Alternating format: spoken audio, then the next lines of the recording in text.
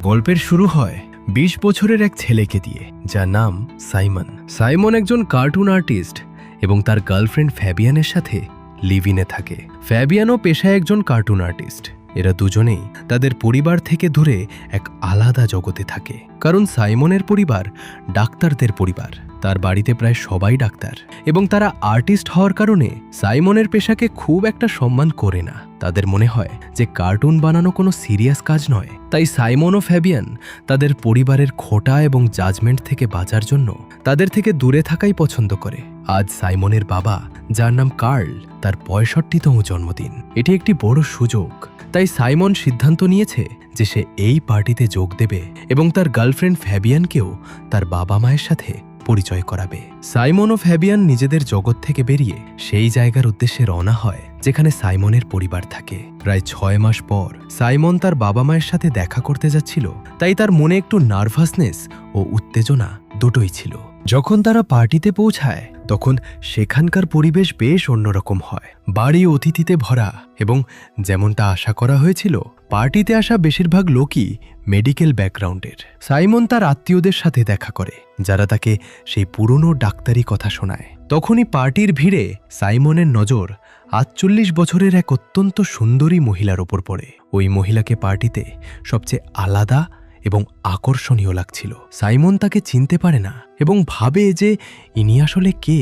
কিছুক্ষণ পর যখন সে দেখে যে ওই মহিলা তার বাবা কার্লের সাথে বেশ মিলেমিশে কথা বলছে এবং পার্টির আয়োজনেও অংশ নিচ্ছে, তখন তার কৌতূহল বেড়ে যায়। সে তার বাবার কাছে যায় এবং জিজ্ঞেস করে, বাবা, এই লেডিকে? তখন সে জানতে পারে যে এই মহিলার নাম সোনিয়া এবং সে তার বাবার নতুন সেক্রেটারি। আসলে ডাক্তার কার্ল একজন সাইকিয়াট্রিস্ট, কিন্তু তার চরিত্র বেশ রঙিন মেজাজের। তার এই অভ্যাস রয়েছে যে তিনি তার ক্লিনিকে আসা মহিলা রোগীদের সাথে অ্যাফেয়ার শুরু করে দেন। প্রথমে তিনি তাদের চিকিৎসা করেন, তারপর তাদের নিজের সেক্রেটারি বানিয়ে নেন এবং শেষে তাদের নিজের গার্লফ্রেন্ড বানিয়ে নেন। এটা তার পুরনো প্যাটার্ন। অবাক করার বিষয় হল, সাইমনের মা এবং পুরো পরিবার কার্লের এই কীর্তিগুলো সম্পর্কে জানে, কিন্তু কেউ কিছু বলে না। সাইমনের মা, যিনি নিজেও একজন ডাক্তার এবং নিজের স্বামীর ক্লিনিকেই তার আন্ডারে কাজ করেন, তিনি এসব জেনেও চুপ থাকেন। তিনি ভেতরে ভেতরে গুমড়ে মরেন, কিন্তু নিজের বিয়ে ও সমাজে সম্মান বাঁচানোর খাতিরে তিনি এই তেতো সত্যের সাথে আপোষ করে নিয়েছেন। পার্টি শেষ হওয়ার পর সাইমনের মা তাকে এক কোণায় নিয়ে গিয়ে কথা বলেন। তিনি অত্যন্ত দুঃখিত এবং চিন্তিত থাকেন। তিনি সাইমনকে বলেন, বাবা, আমার বিয়ে ভাঙার মুখে। সাইমন অবাক হয়ে জিজ্ঞেস করে, কেন, কি হলো? তখন তার মা জানান যে সোনিয়া শুধু একজন সেক্রেটারি নয়, বরং সে তোমার বাবার নতুন গার্লফ্রেন্ড হয়ে গেছে। তোমার বাবা সোনিয়ার সাথে ছুটিতে যাওয়ার প্ল্যান করছেন। যদি তারা দুজনে একা ট্রিপে চলে যায়, তবে বোঝো যে সোনিয়া তোমার বাবাকে বিয়ে করে নেবে এবং আমার সংসার পুরোপুরি ভেঙে যাবে। সাইমন নিজের মাকে এই অবস্থায় দেখে আবেগপ্রবণ হয়ে পড়ে। সে জিজ্ঞেস করে, আমি এতে কি করতে পারি? তার মা তাকে একটি অনুরোধ করেন। তিনি বলেন, তোমাকে আমার সাহায্য করতে হবে। আমি চাই যে তুমি কিছুদিনের জন্য তোমার বাবার ক্লিনিকে আমার কাজ সামলে নাও। যদি তুমি ক্লিনিক সামলে নাও, তবে আমি তোমার বাবার সাথে ওই হলিডে ট্রিপে যেতে পারবো এবং হয়তো আমি আমার বিয়ে বাঁচাতে পারবো।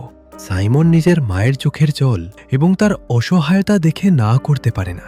যদিও তাকে তার গার্লফ্রেন্ড ফ্যাবিয়ান এবং তার কার্টুন ফেস্টিভ্যালের প্রস্তুতির জন্য ফিরে যেতে হতো, কিন্তু নিজের মায়ের খুশির জন্য সে থেকে যেতে রাজি হয়ে যায়। সে ফ্যাবিয়ানকে বোঝায় এবং তাকে কিছুদিনের জন্য একাই ফেরত পাঠিয়ে দেয়। প্ল্যান অনুযায়ী সাইমনের বাবা ডাক্তার কার্ল না চাইতেও নিজের স্ত্রীকে নিজের সাথে হলিডেতে নিয়ে যেতে বাধ্য হন, আর পেছনে ক্লিনিক সামলানোর জন্য থেকে যায় সাইমন এবং সোনিয়া। সাইমনের বাবা মা ট্রিপের জন্য বেরোতেই সোনিয়ার আসল রূপ সামনে আসতে শুরু করে। সে খুব লাগে থাকে, কারণ তার প্ল্যান নষ্ট হয়ে গিয়েছিল। সে চেয়েছিল যে সে কার্লের সাথে ট্রিপে যায়, কিন্তু সাইমন মাঝে চলে আসায় তার জায়গায় সাইমনের মা চলে গেলেন। সোনিয়া সাইমনের কাছে আসে এবং নিজের অঙ্গভঙ্গি দেখিয়ে খোঁটা দিয়ে বলে, যদি তুমি এখানে না আসতে আর তোমার মায়ের জায়গায় কাজ না করতে, তবে আজ আমি তোমার ড্যাডের সাথে হলিডেতে থাকতাম।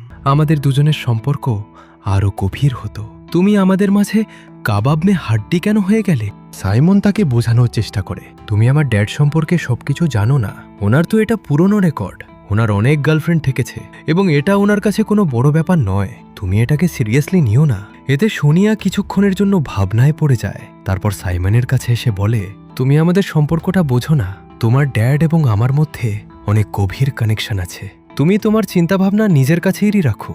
সাইমনের মনে হয় যে সোনিয়া সত্যিই তার বাবার প্রেমে পাগল এবং সে সেখান থেকে নিরাশ হয়ে নিজের কাজে লেগে যায়। পরের দিন ক্লিনিকে কাজ করার সময় সাইমন সোনিয়াকে কারো সাথে ফোনে কথা বলতে শুনে ফেলে। সোনিয়া ফোনে কাঁদতে কাঁদতে বলছিল, তোমার তো নিজের ফ্যামিলি আছে, বাচ্চা আছে, বউ আছে। আমার কাছে কি আছে? আমার কাছে কিছু নেই। আমার সময় নষ্ট করো না।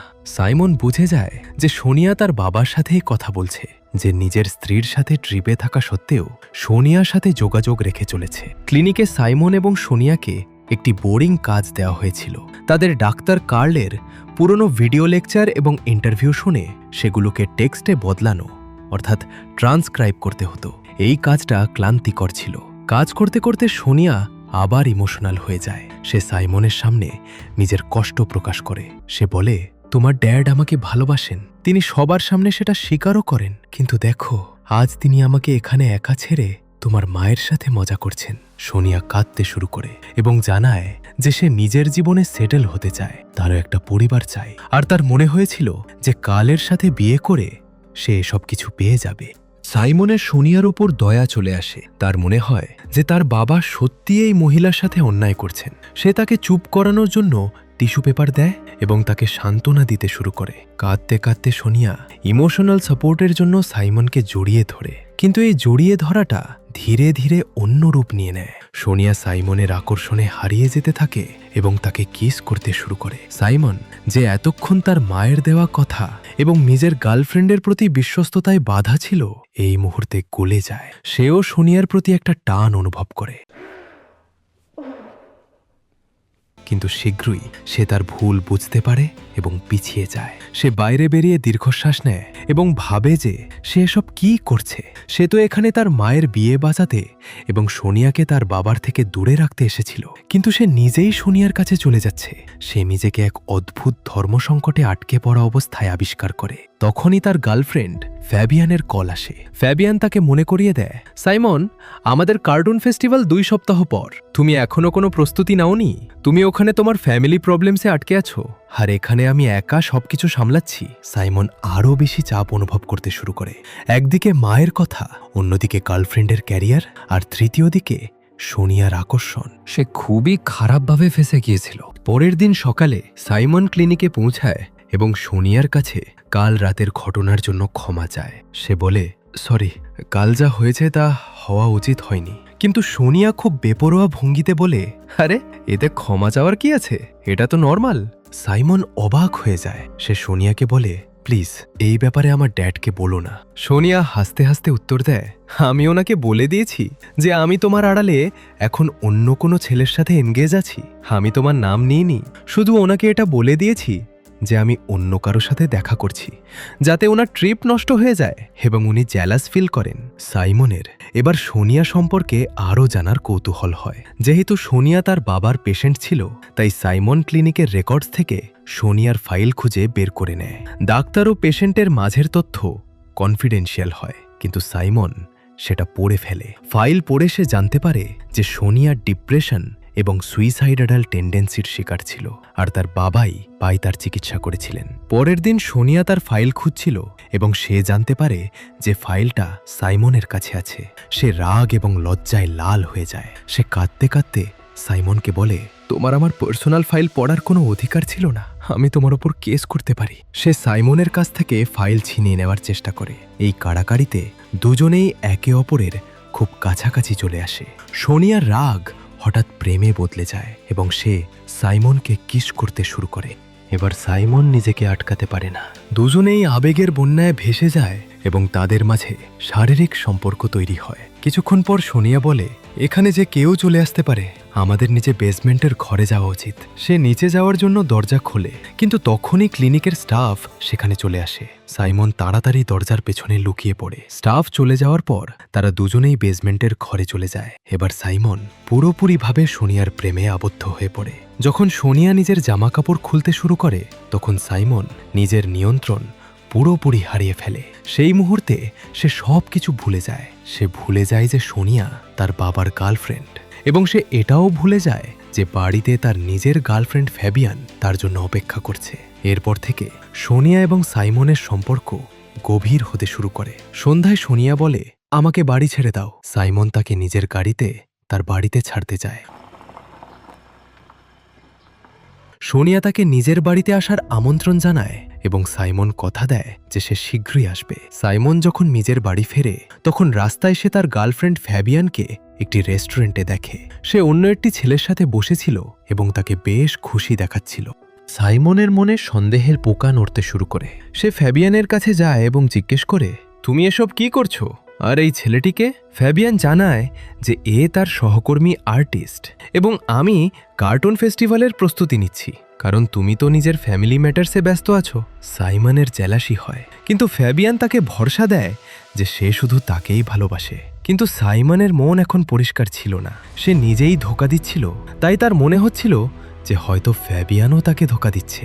সে ফ্যাবিয়ানের পিছনে নেয় এবং দেখে যে সে সত্যিই শুধু কাজ করছে। সাইমন নিজের গার্লফ্রেন্ডকে ছেড়ে যেতে চাইছিল না, তাই সে নিজের মাকে ফোন করে এবং বলে যে সে এখন ফিরে যেতে চায়। কিন্তু মা কাকুতি মিনতি করে বলেন, বাবা প্লিজ আর কয়েকটা দিন থেকে যাও, এখানে সব ঠিক হচ্ছে, আমার জন্য এটা খুব জরুরি। মায়ের কথা শুনে সাইমন আবার বাধ্য হয়ে যায়। মানসিক চাপ কমানোর জন্য সাইমন ফ্যাবিয়ানকে একটি নাইট ক্লাবে নিয়ে যায়। সেখানে তারা ডান্স করে, মস্তি করে, কিন্তু সাইমনের মুখের রং উড়ে গিয়েছিল। তার ভেতরের গিল্ট বা অপরাধ বোধ তাকে কুড়ে কুড়ে খাচ্ছিল। শেষমেশ সে সহ্য করতে না পেরে ফ্যাবিয়ানকে সত্যিটা বলে দেয়। সে স্বীকার করে যে সে সোনিয়ার সাথে সম্পর্ক তৈরি করেছে। এটা শুনে ফ্যাবিয়ানের হৃদয় ভেঙে যায়। সে কিছু না বলেই তাকে ছেড়ে সেখান থেকে চলে যায়। এবার সাইমন একা হয়ে যায়। তখনই তার কাছে সোনিয়ার মেসেজ আসে, কাল শনিবার, যদি তুমি ফ্রি থাকো তবে আমার বাড়ি চলে এসো। এখন যেহেতু ফ্যাবিয়ান চলে গিয়েছিল, সাইমন নিরাশ হয়ে সোজা সোনিয়ার বাড়িতে পৌঁছে যায়। সোনিয়ার ফ্ল্যাট খুব সুন্দর ছিল।